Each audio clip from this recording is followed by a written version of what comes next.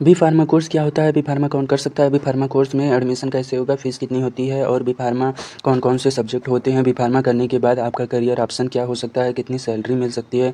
कहने का मतलब है कि इस वीडियो में आपको B pharma related A to Z जानकारी मिलने वाली है। तो अगर आप भी जानना चाहते हैं तो आप इस वीडियो को पूरा अंत तक जरूर देखिए। तो हेलो दोस्तों, मेरा नाम है अंश पाठक और आप देख रहे हैं यूट्यूब चैनल अंश स्टडी वाला। तो चलिए शुरू करते हैं। सबसे पहले हम लोग जान लेते हैं कि बी फार्मा होता क्या है।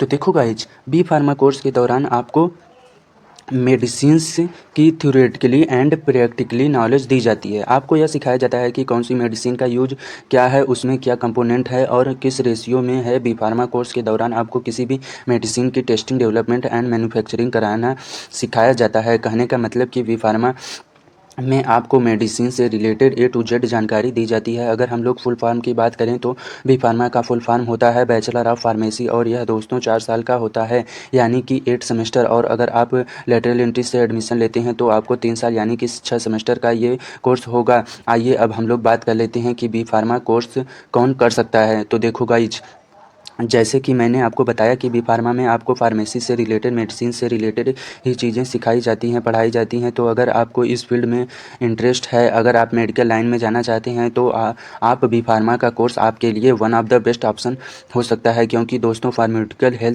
हेल्थ सेक्टर एक ऐसा सेक्टर है जिसकी डिमांड कभी कम होने वाली नहीं है।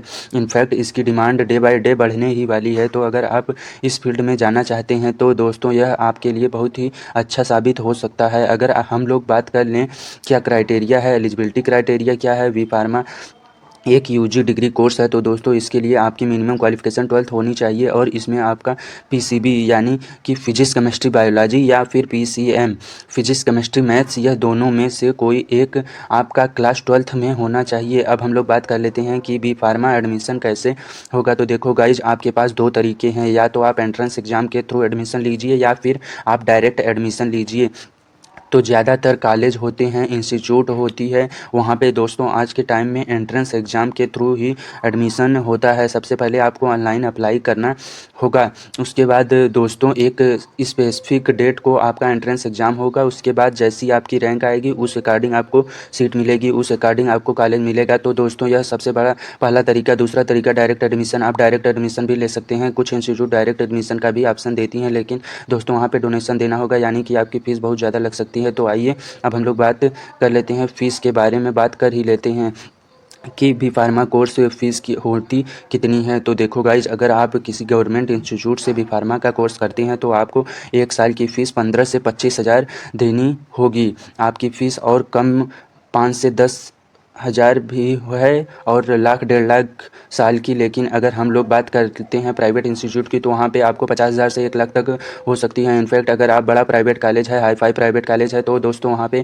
आपकी फ़ीस 1 लाख से भी ऊपर हो सकती है 1 साल की। इसलिए सबसे अच्छा कि आप थोड़ी सी तैयारी कर लीजिए और एंट्रेंस एग्जाम निकाल के किसी गवर्नमेंट कॉलेज में आपका एडमिशन हो तो दोस्तों वहाँ पे आपको फ़ीस बिल्कुल भी नहीं रहेगा। यह तो हमने जान लिया। अब हम लोग बात कर लेते हैं कि बी फार्मा कौन कौन सब्जेक्ट से होते हैं। अगर हम लोग बात कर लें बी फार्मा सब्जेक्ट्स के बारे में तो दोस्तों इसमें biometric, human anatomy and physiology, pharmaceutical biotechnology, pharmaceutical math, biostatics, ये सब्जेक्ट होते हैं। अलग अलग इंस्टीट्यूट, अलग अलग कॉलेज में यह थोड़ा बहुत चेंज हो सकता है, लेकिन बेसिकली इतना ही होता है। अब हम लोग बात कर लेते हैं कि आपने बी फार्मा का कोर्स कर लिया, उसके बाद क्या करियर ऑप्शन, आप क्या क्या कर सकते हो और कितनी आपको सैलरी मिलेगी। दोस्तों जैसा कि मैंने आपको स्टार्टिंग में ही बताया एक ऐसा सेक्टर है, यह एक ऐसा सेक्टर है जिसकी डिमांड हमेशा बनी रहती है। तो इसमें दोस्तों आपको जॉब अपॉर्चुनिटी भी बहुत ज़्यादा मिलेगी। सबसे पहले तो अगर आप जॉब नहीं करना चाहते तो दोस्तों आप खुद का केमिस्ट्री स्टोर खोल सकते हैं, यानी कि मेडिकल स्टोर आप खोल सकते हैं खुद का। लेकिन अगर आपको जॉब करनी है तो दोस्तों आप हॉस्पिटल फार्मेसी, इसके अलावा आप रिसर्च फील्ड में जा सकते हैं, आप एजुकेशनल सेक्टर में जा सकते हैं। यानी कि आपने बी फार्मा कर लिया, उसके बाद आपने एम फार्मा कर लिया, उसके बाद आप चाहें तो पीएचडी कर लें और उसके बाद बी फार्मा एम फार्मा के स्टूडेंट को आप पढ़ा सकते हैं। यह भी चीज़ आप कर सकते हैं। इसके अलावा दोस्तों आप सेल्स एंड मार्केटिंग के फील्ड में अपना करियर बना सकते हैं। आप हेल्थ सेक्टर में जा सकते हैं। इसके अलावा फार्मास्यूटिकल साइंटिस्ट भी बन सकते हैं। इसके अलावा और भी बहुत सारे करियर ऑप्शन आपके पास होंगे। आपका जिस फील्ड में इंटरेस्ट हो दोस्तों आप वहाँ पे अपना करियर बना सकते हैं। अब हम लोग बात कर लेते हैं सैलरी कितनी होती है। तो देखोगे सैलरी बहुत ज़्यादा वेरी नहीं करती। आपकी सैलरी 20,000 भी हो सकती है और लाखों में भी हो सकती है। लेकिन एक बात आपको मान लेनी चाहिए चलनी पड़ेगी कि अब आप फ्रेशर होंगे तो स्टार्टिंग आपकी सैलरी कम ही होगी। जी हाँ दोस्तों, स्टार्टिंग सैलरी 20 से 25,000 की होगी। स्टार्टिंग सबकी कम से कम होती है और उसके बाद टोटली डिपेंड करता है आपके ऊपर की स्किल्स के ऊपर, आपकी एक्सपीरियंस के ऊपर। आपकी सैलरी लाखों में हो सकती है। आप चाहें तो फार्मास्यूटिकल साइंटिस्ट बन सकते हैं, रिसर्च एनालिस्ट बन सकते हैं।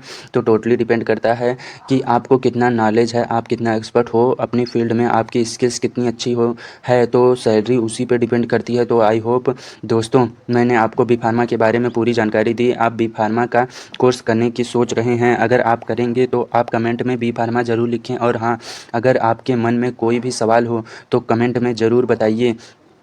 और आपको यह वीडियो कैसी लगी ज़रूर से लिखिए। अगर आपको यह वीडियो पसंद आई तो वीडियो लाइक कीजिए, चैनल को ज़रूर से सब्सक्राइब कीजिए और इस वीडियो को अपने फ्रेंड्स एंड फैमिली के साथ शेयर कीजिए। थैंक्स।